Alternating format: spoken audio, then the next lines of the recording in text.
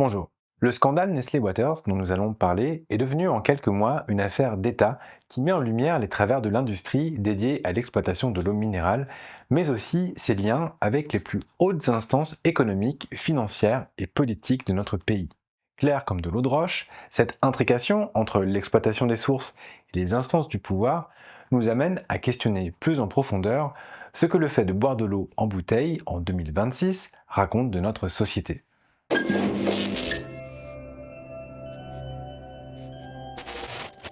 Pour comprendre l'affaire Nestlé Waters, il faut d'abord revenir à la source et rappeler ce qu'on appelle exactement de l'eau minérale. Alors oui, comme son nom l'indique, l'eau minérale, c'est bien de l'eau avec des minéraux dedans, et plus exactement une composition constante que l'on peut retrouver sur les étiquettes. Si la composition en minéraux fluctue, on appelle ça de l'eau de source, ou l'eau du robinet en fait. Cette eau est prélevée depuis les nappes souterraines profondes où elle est en principe préservée de toute contamination et de toute pollution. Ce qui fait qu'on a, là encore en principe, pas besoin de lui appliquer de traitement. C'est d'ailleurs même plus qu'un principe, en fait c'est une obligation légale. Pour être reconnue comme minérale, une eau ne doit subir aucun traitement. Et vous voyez le truc venir, on en reparle un peu plus loin. Dans un premier temps, direction les Vosges, à la découverte d'une marque d'eau minérale très connue, dont le nom correspond aussi à celui d'une ville, vous l'avez deviné, la ville de Vittel. Si Vittel nous intéresse particulièrement aujourd'hui, ce n'est pas seulement parce qu'elle est au cœur du scandale Nestlé Waters, mais aussi et surtout parce qu'elle nous permet de raconter l'histoire de tout un système social. Il existe dans le centre-ville de Vittel un curieux phénomène. Une fontaine distribue gratuitement de l'eau de source de Vittel. Tout y est, les mosaïques bleues, les robinets frappés de la marque, aucun doute, c'est bien la précieuse eau minérale qui s'offre à nous. Dit comme ça peut sembler généreux. Mais ça relève en fait d'une obligation légale. Quand une industrie exploite de l'eau de source, elle doit mettre à la disposition de la population un accès direct à cette ressource. La curiosité dans cette affaire tient plutôt au fait que des personnes s'y pressent quotidiennement pour remplir des bouteilles, convaincues de faire une bonne affaire. C'est vrai qu'au prix où est l'eau en bouteille, ça pourrait ressembler à une sacrée aubaine. Sauf qu'il existe un autre moyen, quand on habite Vittel, d'accéder à l'eau de Vittel.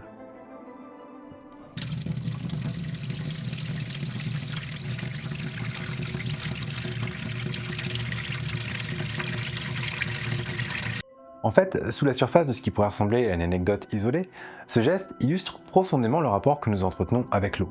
On pourrait parler du caractère fétiche de l'objet marchand qui donne une valeur symbolique à un bien de consommation, mais pour comprendre la mythologie qui entoure l'eau minérale, celui qu'il faut appeler à la rescousse, c'est bien Roland Barthes. Alors évidemment, on n'a pas attendu que l'eau soit mise en bouteille pour en boire. Je passe rapidement sur l'histoire de l'eau et de l'humanité parce que ça pourrait faire l'objet d'une vidéo entière, voire d'une chaîne entière. C'est pas une mauvaise idée d'ailleurs. Mais il faudrait quand même rappeler son importance. L'importance des rivières, des lacs et des mers dans l'essor des grandes villes, voire des empires tout entiers. La manière dont la condition humaine a évolué avec le traitement de l'eau au cours de l'histoire. C'est tout bête, mais le traitement des eaux, aussi évident puisse-t-il paraître, est un acquis historique. Séparer l'eau potable des eaux usées, oui, évidemment, mais parce qu'on a appris dans la douleur qu'une eau insalubre pouvait provoquer des épidémies, notamment de choléra. Aujourd'hui encore, l'eau potable est un privilège dans un contexte mondial où environ un quart de la population n'y a pas accès. Cette inégalité n'est d'ailleurs pas le fruit du hasard, elle peut être analysée comme le résultat d'un ensemble de facteurs sociaux, économiques et politiques. Dans certains cas, l'eau est un outil géostratégique, voire militaire.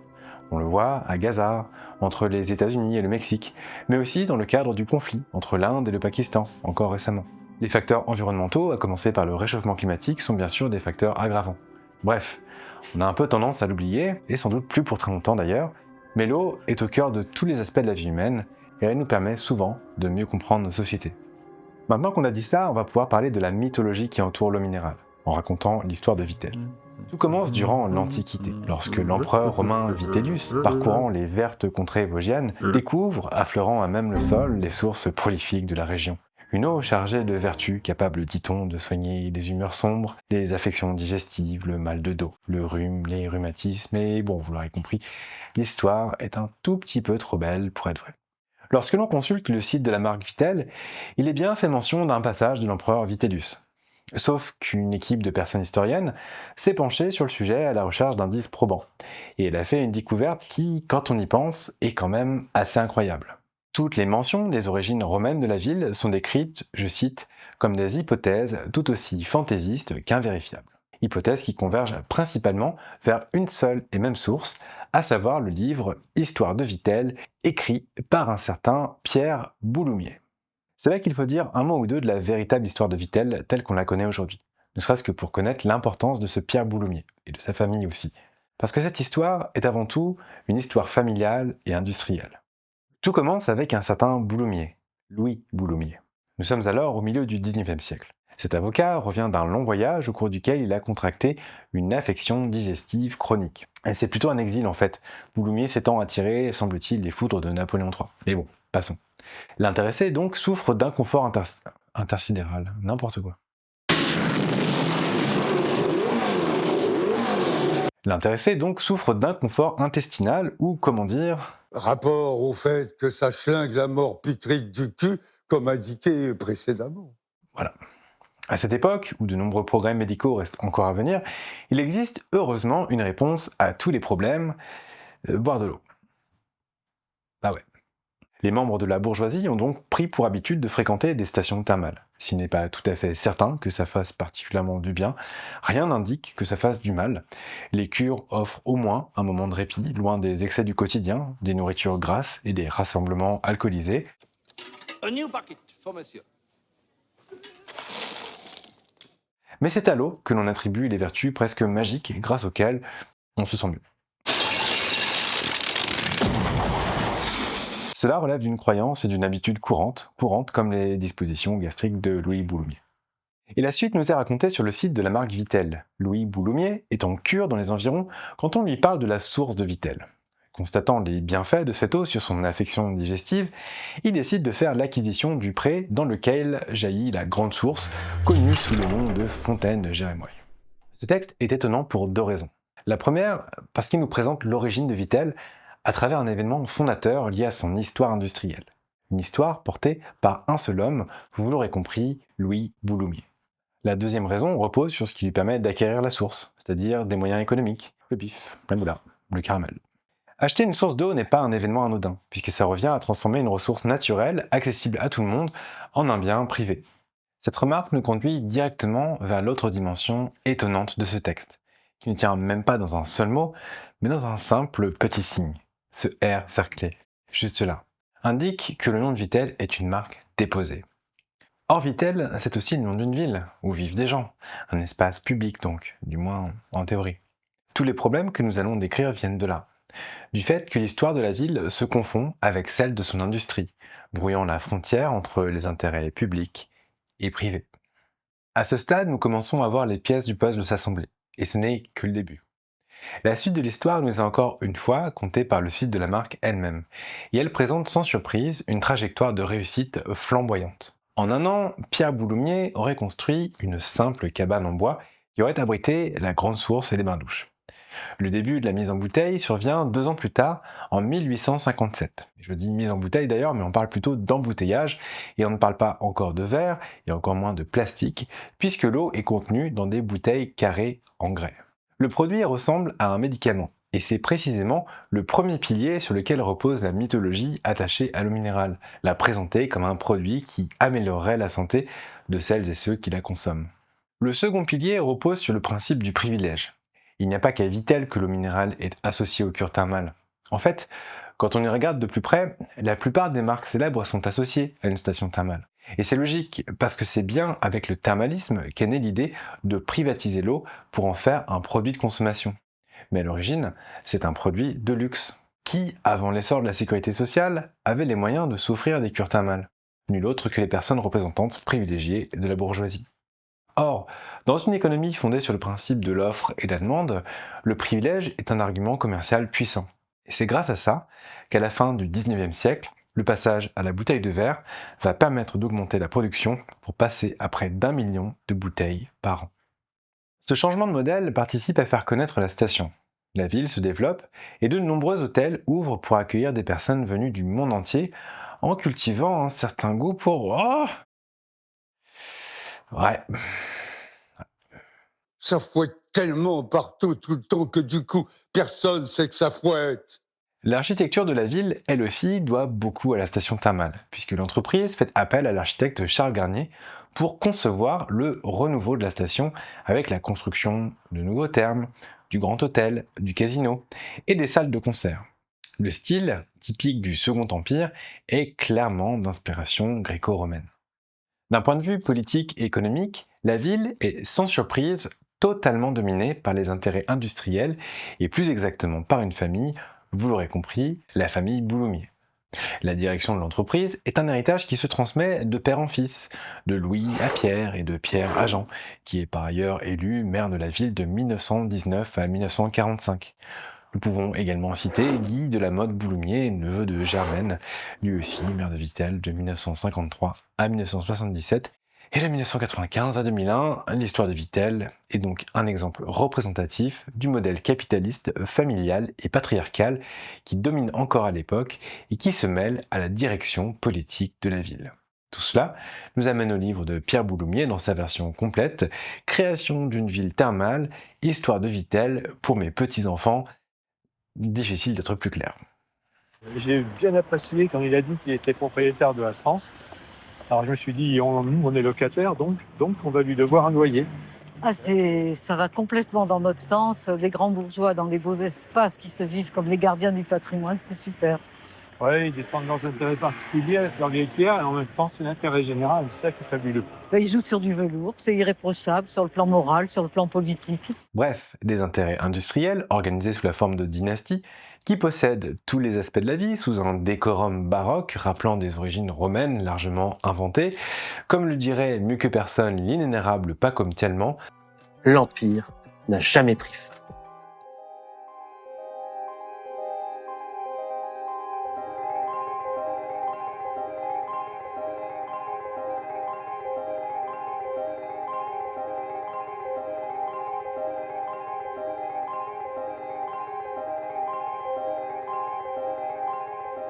Le capitalisme connaît plusieurs phases dans son histoire, et là encore de manière assez étonnante, le destin local de Vittel est complètement aligné sur un contexte global. Le capitalisme industriel du 19e siècle est largement dominé par quelques grandes familles qui, comme on l'a vu, organisent la vie des salariés, le logement, la santé, l'éducation et les loisirs. Cependant, le principe du salariat est clair. Contre la sécurité de l'emploi que lui garantit le patronat, la personne travailleuse offre sa loyauté, sa discipline et bien sûr sa subordination. Michelin à Clermont-Ferrand, Meunier à Noisiel, Schneider au Creusot et Bouloumier à Vittel, les exemples de dynasties industrielles sont nombreux. Mais par la suite, dans la continuité de ce pacte social, une partie du XXe siècle va être marquée par le capitalisme sous sa forme fordiste. Les gestes se standardisent, la productivité est croissante et la société de consommation explose. Alors bien sûr, le travail reste aliénant, ce que Charlie Chaplin avait bien capté avec son film Les temps modernes, et cette fameuse image de l'humain digéré par les rouages de ses propres machines. Cependant, le contexte historique de l'après-guerre et les résultats de décennies de lutte sociale va amener quelques compromis. Nous sommes au lendemain de 2 guerres mondiales, la destruction massive de l'immobilier, des usines et donc du capital rétablit un peu la balance entre revenu travail et revenu capital. La répartition des richesses est un peu moins déséquilibrée de telle sorte que l'économie réelle fonctionne à plein régime et qu'émerge l'illusion temporaire d'une classe moyenne permanente. Symbole de cette ère du temps, le ministre Ambroise Croizat crée les caisses de la sécurité sociale en 1945, en suivant les réformes du Conseil national de la résistance. Ces événements historiques ont un impact très concret à Vittel, car le remboursement des cures thermales par la sécurité sociale amène une population très différente de personnes prolétaires. Tout le monde peut donc avoir accès à cette ressource.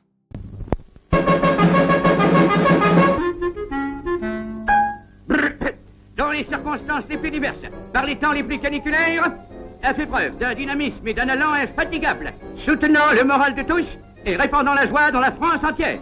Pendant la dernière campagne annuelle, a réalisé la performance de vaincre la soif de 80 millions d'individus et chaque mois va augmenter ses prouesses.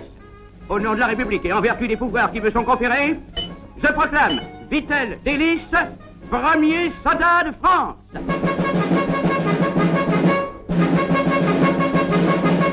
Citron, orange, je suis délicieux.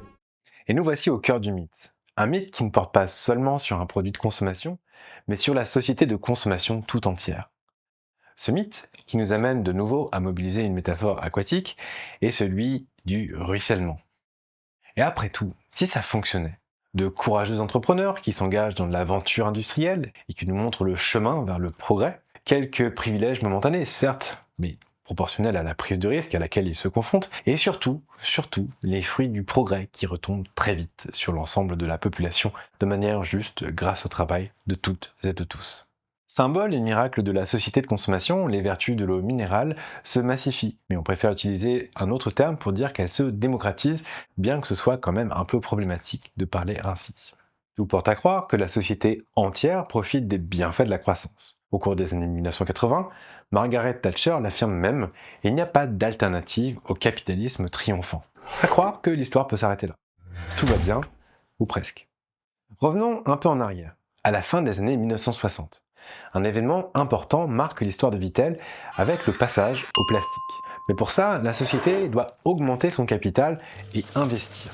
Pour répondre à ce besoin, le groupe Nestlé investit dans l'affaire à hauteur de 30%.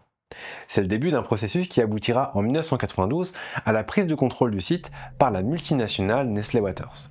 Là encore, l'histoire de Vittel est étonnamment liée à un contexte global. Partout dans le monde, la financiarisation de l'économie et la prise de contrôle croissante des intérêts privés sur les États marquent l'essor du néolibéralisme. Tout ce que la société pouvait compter de sécurité contre l'influence des intérêts privés et de logiques de profit saute petit à petit comme des fusibles, ou comme des grenouilles dans une mare de dynamite. Ce qu'il fallait faire une métaphore aquatique. Cette tendance a des conséquences concrètes sur la vie de tous les jours, que l'exemple de Vittel, là encore, semble illustrer parfaitement.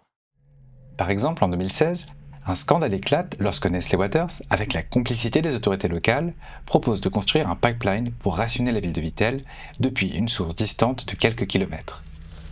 Le projet de pipeline, heureusement annulé grâce à l'intervention des associations, des citoyens et des élus, témoigne d'une volonté de la part de l'industriel d'accaparer la totalité des ressources, des intérêts liés au profit passant avant ceux de la population.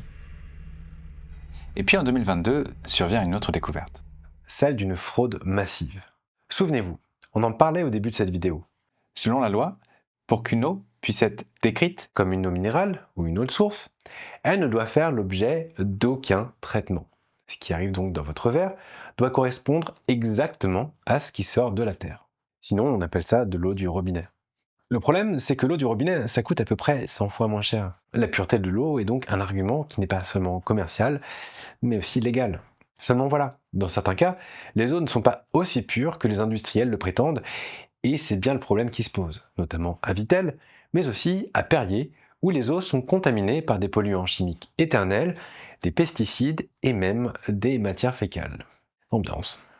Pour maintenir la potabilité de l'eau, Nestlé Waters a donc dû recourir à des traitements, notamment des procédés de filtration. Des échanges de mails entre Nestlé et l'Élysée évoquent même la possibilité que ces procédés de filtration soient insuffisants pour protéger la population, et un rapport de l'Agence régionale de la santé d'Occitanie met même en évidence un possible risque virologique d'adénovirus, de norovirus et même d'hépatite A, bref, grosse ambiance. Et oui, au passage, vous avez bien entendu, l'Élysée était bien au courant. En 2022, acculé par le travail des lanceurs d'alerte, des représentants de Nestlé Waters, contacte directement le plus haut sommet de l'État pour reconnaître la fraude. C'est précisément ce qui a conduit à la mise en œuvre en 2025 d'une commission d'enquête sénatoriale. Tout ça est bien sûr problématique. D'une part, révèle le journal Le Monde, parce que la fraude ne se serait pas arrêtée là. Entre 2022 et 2025, elle aurait même rapporté près de 500 millions d'euros à la multinationale. D'autre part, parce que l'Élysée, représentée par son secrétaire général de l'époque, Alexis Kohler, est elle-même soupçonnée d'avoir couvert ses agissements. Échange de mails à l'appui. D'où la commission d'enquête, à laquelle ne s'est d'ailleurs pas présenté l'intéressé, au prétexte très discutable de faire respecter la séparation des pouvoirs. C'est précisément cet argument qui fait le plus grincer des dents, dans un contexte qui, justement, suscite un fort soupçon de connivence entre les pouvoirs politiques et financiers. Ce soupçon est d'ailleurs renforcé par le passé d'Emmanuel Macron qui, lui-même en 2012, avant d'être président de la République, travaillait pour une banque d'affaires. Il avait alors conseillé l'entreprise Nestlé elle-même dans le cadre d'une négociation. La réussite de cette mission lui avait rapporté la somme de 2 millions d'euros bruts et surtout, elle lui aurait valu qu'on lui propose la direction de Nestlé. Ce soupçon de connivence n'est pas inédit.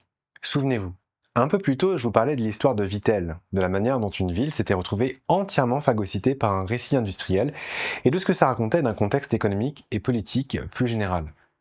Les intérêts publics et privés ne se confondent pas par hasard.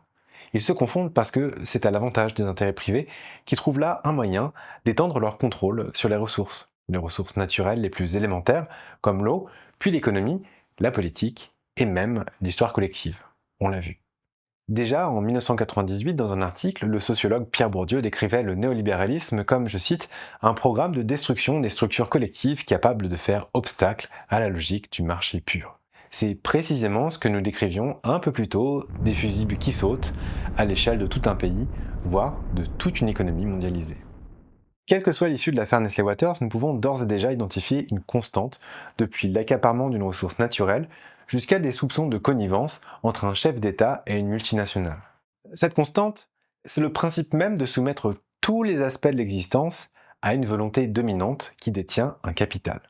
Et c'est bien ça, la mythologie chez Barthes, à savoir un récit social qui normalise et qui légitime cette constante. Il ne faudrait pas croire pour autant que ce qui relève de l'imaginaire n'a pas d'impact sur nos vies. C'est même tout le contraire. En 2021, une carrière de plastique sauvage est retrouvée aux alentours de Vittel. Ces bouteilles, à moitié brûlées, ont été vraisemblablement entassées ici au moment où débutait le passage au plastique, avant d'être recouvertes par une fine couche de terre, et ce, en pleine zone où l'eau recharge les sols, ce que l'on appelle l'impluvium. Prenons un peu de hauteur.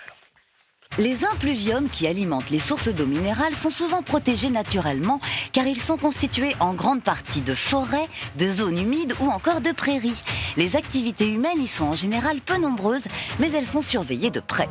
Juste autour des points de captage d'une eau minérale, la loi impose des périmètres de protection très stricts où aucune activité n'est tolérée. Pour les protéger, des associations se sont créées regroupant les industriels, les élus ou encore les agriculteurs du secteur. Elles essaient de faire prendre conscience aux habitants que l'eau minérale est une richesse locale et elles mettent en place des actions concrètes pour protéger l'environnement.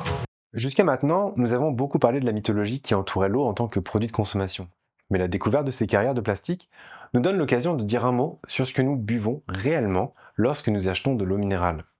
De nombreuses études indépendantes démontrent la présence quasi systématique de microplastiques dans les eaux en bouteille. Chaque année, une personne absorbe en moyenne près de 40 à 50 000 particules de microplastiques. Et ce chiffre peut monter à près de 90 000 microparticules pour une personne qui consomme régulièrement de l'eau en bouteille. Chaque bouteille d'eau minérale peut contenir des quantités allant de plusieurs dizaines à plusieurs centaines de particules par litre, et même dans certains cas, près de 10 000 particules. La source principale de cette contamination, c'est le bouchon, vecteur de polypropylène, suivi par la bouteille elle-même qui génère du polyéthylène théophtalate, et enfin les procédés d'embouteillage, de stockage et de transport qui ajoutent une couche supplémentaire de polyamide et de polyéthylène. Alors peut-être que comme moi, ces termes compliqués à dire en vidéo ne vous disent pas grand-chose parce qu'ils ne rentrent pas dans votre champ d'expertise. C'est mon cas. Après tout, 10 ou 10 000 nanoparticules par litre, on peut se demander quelle différence ça fait. Là encore, d'après des publications récentes, on commence tout juste à réaliser que ces substances pourraient poser de sérieux problèmes de santé sur le long terme. Tout ça nous invite à élaborer une petite expérience de pensée. Si je vous parle d'eau minérale, il vous viendra sans doute à l'esprit des images de nature et de pureté. Le vert des vallées, de leurs impluviums, le bleu du ciel, le blanc immaculé des hauts sommets montagneux. Et c'est bien normal, parce que c'est comme ça que l'imaginaire publicitaire nous a appris à nous leur présenter. À Vittel, l'eau est source naturelle de vitalité depuis toujours. Une source naturelle de force intérieure qui nous inspire pour agir. Evian protège la nature autour de sa source. Pour contribuer à la protéger, À préserver l'écosystème autour de la source. préserver 300 hectares de forêt. Sur plusieurs centaines d'hectares. En étant certifié neutre en carbone. Nous avons planté des milliers d'arbres En utilisant des bouteilles 100% recyclées. et participé à créer un véritable refuge pour la nature, Agissons ensemble. en collaboration avec les agriculteurs et acteurs locaux. Parce que l'eau que vous buvez est aussi importante que l'air que vous respirez. Nous avons évoqué précédemment les deux premiers piliers de la mythologie de l'eau minérale, les vertus médicinales de l'eau et le privilège de la rareté. Cette symbolique de la pureté de la nature est le troisième pilier, qui s'est imposé avec le temps, dans un contexte où la population prenait conscience des enjeux écologiques. Depuis quelques années, les publicités vont même encore plus loin. l'eau minérale ne vous offre pas seulement une dose de nature, elle protège la nature. Ironique, n'est-ce pas? Imaginez si ces mêmes publicités nous avaient habitués à cette image. À celle-ci, ou encore à celle-là. Parce que oui, on a tendance à l'oublier, mais le plastique, c'est d'abord et avant tout du pétrole. La production mondiale aujourd'hui, en 2025, s'élève à près de 500 millions de tonnes métriques. Ça représente à peu près 5000 fois le plus gros porte-avions du monde, ou un cube de glace de 800 mètres de côté, ou 200 000 piscines olympiques, ou 50 millions de camions de 10 tonnes. Bref, ça représente beaucoup. On commence tout juste à mesurer les conséquences de la production de plastique dans le monde. Une étude de 2020 révèle que le microplastique se retrouve jusqu'au sommet de l'Everest. Mais on en trouve aussi dans les pluies du monde entier, dans les sédiments marins et aussi dans le cerveau humain. Bon, c'est vrai que c'est pas très réjouissant tout ça. Mais ça relève peut-être pas autant de la fatalité que ce que nous pourrions être amenés à penser. Il existe un peu partout dans le monde des initiatives pour protéger l'eau de son exploitation et de tous les problèmes qu'elle engendre. Clairement, il faudra qu'on s'en reparle dans une prochaine vidéo. Mais d'ici là, tous ces éléments nous permettent de dire quelques mots à propos de la mythologie de l'eau minérale à l'ère du tout plastique. Roland Barthes présentait la mythologie bourgeoise comme une seiche qui nous jetterait son encre à la figure pour protéger son existence tout en ayant de cesse d'aveugler la fabrication perpétuelle du monde. Il faut bien reconnaître que l'industrie de l'eau minérale nous offre tout au long de son histoire une illustration parfaite de cette théorie. Pensez à l'histoire de Vittel, qui dès le début fait elle-même l'objet d'une falsification avec ce récit vraisemblablement inventé de toutes pièces d'une ville liée à l'empereur romain Vitellius. Dès le début, on se raconte des histoires, et on le fait pour une bonne raison. On le fait parce qu'il faut faire passer pour naturel ce qui devrait nous sembler logiquement inacceptable, voire révoltant. Un peu de ça, de ça, de ça, et même de ça, mais surtout ça, ou plus exactement ça. Ça, c'est-à-dire une idée à la base de tout ce qu'on vient de raconter. L'idée qu'on peut privatiser une ressource naturelle élémentaire à la vie pour en faire un bien de consommation, un produit marchand qui génère du profit pour d'autres. Parce que c'est à partir de cette idée que toutes les autres idées deviennent acceptables. Ça, et surtout ça. Alors, il reste peut-être encore une question. Si l'eau minérale pose problème, vers quoi pouvons-nous nous tourner pour rester en bonne santé? Ça peut paraître bête, mais avec tout ça, on en arriverait presque à oublier qu'on trouve aussi des minéraux dans l'eau du robinet. Ils sont peut-être pas aussi constants dans sa composition, mais au fond, est-ce que c'est vraiment un problème quand on nous dit que justement, il vaut mieux éviter de toujours boire la même eau minérale pour éviter la concentration de minéraux spécifiques? Est-ce qu'avec tout ça, toute cette mythologie, on n'aurait pas un peu perdu de vue le vrai privilège, en France en tout cas, et dans de nombreux pays? Un privilège construit par nous-mêmes, avec nos ressources publiques. Le privilège de pouvoir accéder à de l'eau potable, sûre, de manière relativement écologique, chez nous, pour toutes et tous, sans distinction sociale, garantie au prix minimum d'un simple geste. Tout ça nous raconte peut-être à quel point le pouvoir d'envoûtement d'une mythologie peut être puissant, au point de nous détourner de nos propres intérêts réels. Les mythes, écrivait Edgar Morin, manipulent la société plus que la société ne manipule les mythes. Puis en fait, ce qu'on dit pas assez avec les minéraux, c'est qu'il existe un moyen beaucoup plus efficace d'en absorber.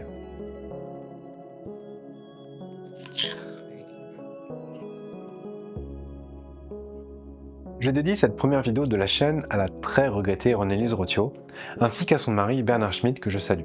Ce sont eux, les lanceurs d'alerte grâce à qui nous connaissons aujourd'hui la plupart des informations que nous venons d'évoquer. Quant à nous, on se retrouve très bientôt. Si cette vidéo vous a plu, n'hésitez pas à vous abonner, à liker, à partager et même, pourquoi pas, à soutenir la chaîne sur Tipeee, ce qui nous permettra de produire plus de vidéos comme celle-ci. Alors merci d'avance, à très bientôt, ciao ciao.